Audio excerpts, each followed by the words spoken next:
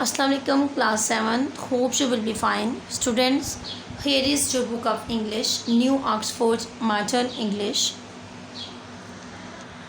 I'll have you open page number 16. Students, in our previous lecture we have discussed about a poem No written by Thomas Hood. And dear students, it was the poem related to November and describing the foggy and dreariness condition of the month of November. We have finished our readings, completed our words to know, and it's exercise A, part 1 and 2. Now students, today we are going to start another exercise B and C. Exercise B, question number 1, find words in the poem which may be described in the following. कि हमने words find out करने हैं जो कि इन sentence को describe कर रहे हैं. The star at the centre of the solar system, the sun, answer is the sun. Number B, the earth's only natural satellite, answer the moon. Number C, appropriate or correct, proper. Number D, the first appearance of light in the sky as the sun rises at the beginning of the day, dawn. Number 4, number 5, signs or signals, indications. 6, well known, commonly seen or heard, easily recognized, familiar. 7, the perception that somebody has seen before and is known, recognition. Number 8, a vague idea or suspicion about a fact, person or event, inkling. Number 9, content and relaxed comfort. Number 10, limb, member. Number 11, an insect of the order Lepidoptera, butterfly. और number 12 है जी, heat, affection and friendliness का warm. ये तमाम words हैं जो poem में use हुए हैं. इन तमाम बातों को मीन के रिप्रेजेंट कर रहे हैं, इन तमाम बातों को डिस्क्राइब कर रहे हैं.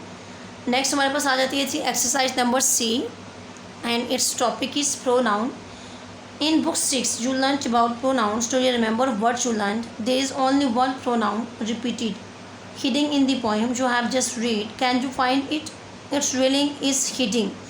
So look hard. Given below is a list of personal pronoun. हमारे पास poem में एक ही pronoun यूज़ हुआ है और वो है M, that is shortened form of और that is the contraction of them. हमारे पास उन्होंने प्रोनाउन का चार्ट दिया हुआ है जो कि सब्जेक्ट के तौर पे यूज़ हो रहे हैं और ऑब्जेक्ट के तौर पे और सिंगुलर और प्लूरल भी हैं.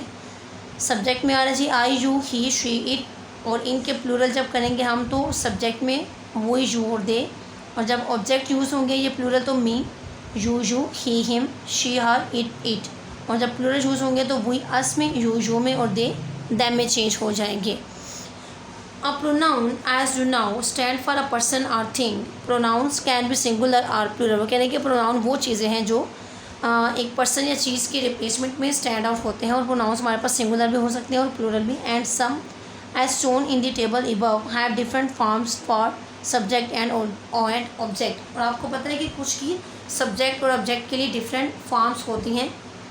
Some other pronouns are as follow. हमें यहाँ पे एक कॉलम में कुछ प्रोनाउंस दिए गए हैं. each, nobody, nobody, others, everyone, one, another, both, those, these, all, some, no one, none, this, that. कहने के इसका क्वेश्चन हमारे पास पेज नंबर 17 पे है कि हमने जो ये प्रोनाउंस दिए गए हैं इन्हें हमने दो बॉक्स में डिवाइड करना है, सिंगुलर और प्लूरल में.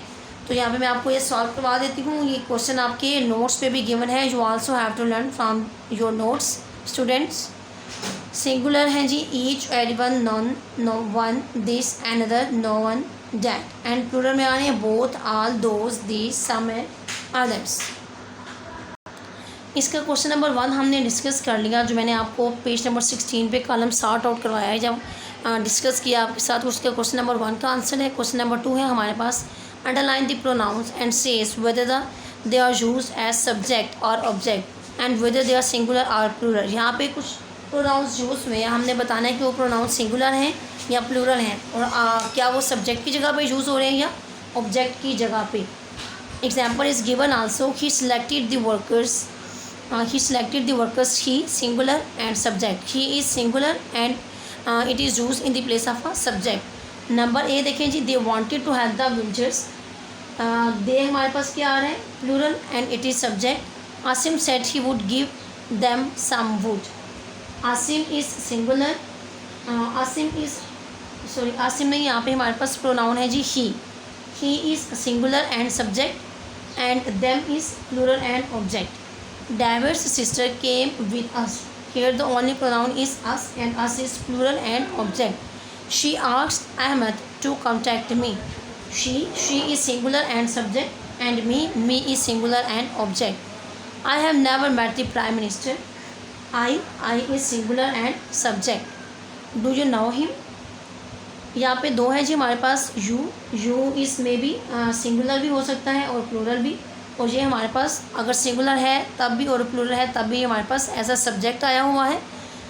Him is singular and object. Number G है जी I wonder where she has put the basket, I क्या है सिंगुलर है एंड सब्जेक्ट भी, और शी सिंगुलर एंड ऑब्जेक्ट भी। It was under the chair a minute ago, it है singular and subject. Okay students, it was our today's topic. We have completed our unit 1B, the poem No. You have to learn all your exercise from your notes that you have received from your schools. Okay students, take care of yourself and Allah Hafiz.